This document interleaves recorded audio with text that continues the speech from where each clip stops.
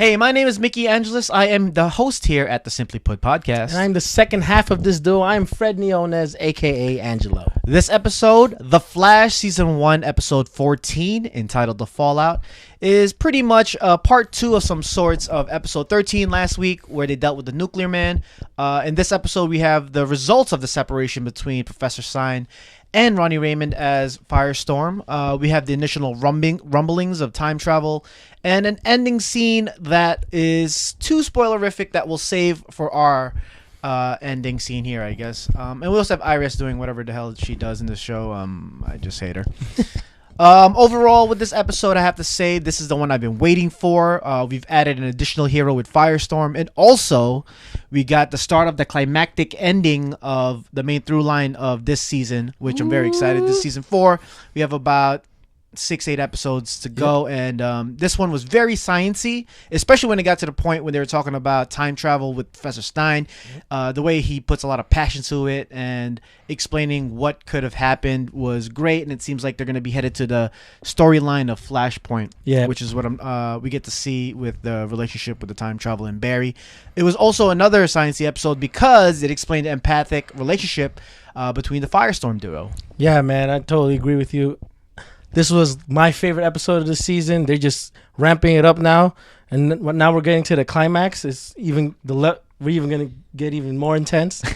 I do like how the science was easy to follow, and give that credit to the writers because, you know, through Joe, we got to see like, oh, what did he say?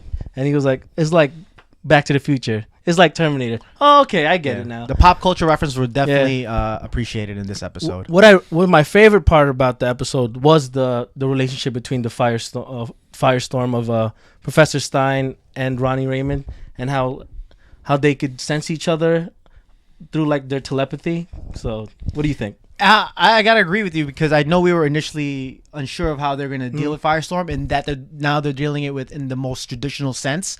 I'm so for it, and this is what this show and the Arrow has done so well, where I feel Gotham slacked off because with the Flash and the Arrow, they deal with these origin stories in a different angle, but staying so true to the traditional way of how we got whatever character you want to say. Right now we have Firestorm, and we have the dual personalities, which we wanted, which we initially didn't think was going to happen, but we did get it here. We got the time-traveling speedsters. We got Joe showing Barry what, the findings of him and Cisco have. That got very Spider-Man to me. You know why? Why? Because he was like, it's my destiny to fail. And that kind of brought me back to One More Day. And okay. And like was it One More Day and Back to Black and Back to Black and Brand New Day, that whole that 3 arc where they changed the Spider-Man universe. And by the end of this episode you see like, okay, I'm gonna use this so I could change the past. So we're seeing Barry becoming more confident with his speed powers, and who eventually the Flash we know to be. And it seems like we are on the right path. And first I thought it was gonna be a little too smart when they showed Professor Wells, Dr. Wells, in one of the first 3 episodes showing the newspaper of the future. Yeah. So we might reach the Flashpoint episode, or the Flashpoint paradox if you watch the animated movie. But with that pretty much showing who's who. Yeah. I'm very confused now on the theories I'm gonna have in the future. So I'm gonna have to watch the next episode very close. And in the next episode, spoiler alert if you haven't seen the promo, yes, we got to see who is Reverse Flash. We know that it is Dr. Wells. Yep. But it seems that my theory of 2 Reverse Flashes and 2 regular Flashes, if you want to call them regular, is null and void, as we know it from the previews of the next episode, where we have Professor Wells basically showing the world that he's the reverse Flash, or AKA the Man in Yellow, and how he could do it. Yeah. Exciting final episode, final scene of the episode. It dealt with the government action of General Ealing or Elang, whatever. I forgot. I liked his gadgets that he used against Flash this episode. Yeah, but it got to me the first time he did it was fun, but then when he did try to do it again, it but to me, like, they're like a little bit too much. They're kind of hinting at like a Project Cadmus or maybe a Checkmate. See that when they kind of spilled the beans on that, I wasn't really sure what they're getting at, but cool. That'll be cool if they correlate the Arrow verse with Cadmus. Ealing is their, Amanda Waller government head, and Arrow has Amanda Waller. Yeah, so that's true. Somehow, I think they're gonna connect, and especially since the Arrow episode in the flashback, we see that kind of connectivity.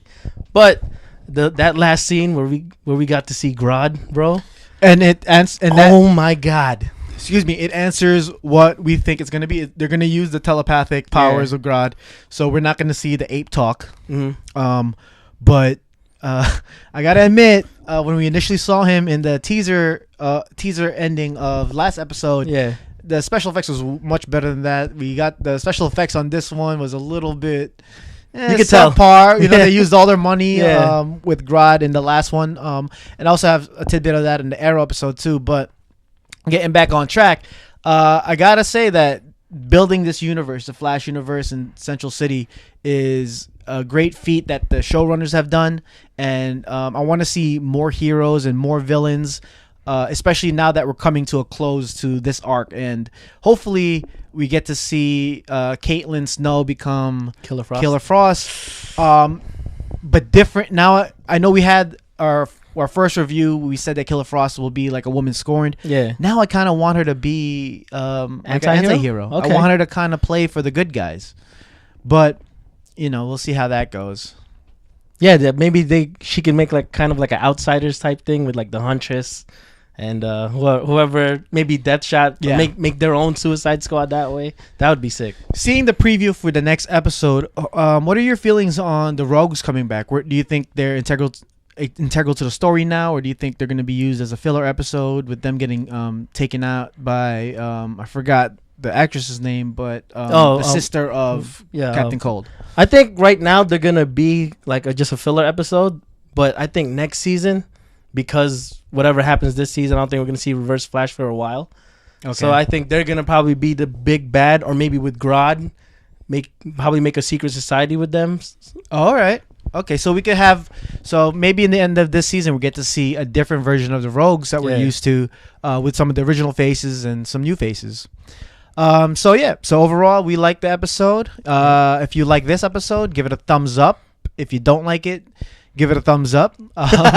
Just subscribe. Subscribe to us. That's the best way. If you like these episodes, if not, listen to us on our SoundCloud, where we have a long run of podcasts where we discuss entertainment news and movie news, TV news, and whatever geek culture has in store for us that week. Yep. You'll find that at simplyputtalk.com. We're also on SoundCloud under Simply Put Podcast. We're here on YouTube under the Simply Put Podcast. But my name is Micki, so you could look at me and my pictures or follow my tweets at Mick Certified. And you could hear my voice. You can hear my thought. Listen to my thought. Read my thoughts. I'm sorry. Look at my pictures on the social media at _Fred_N. All right. While we freeze over here in New York, we'll see you next time. Peace out.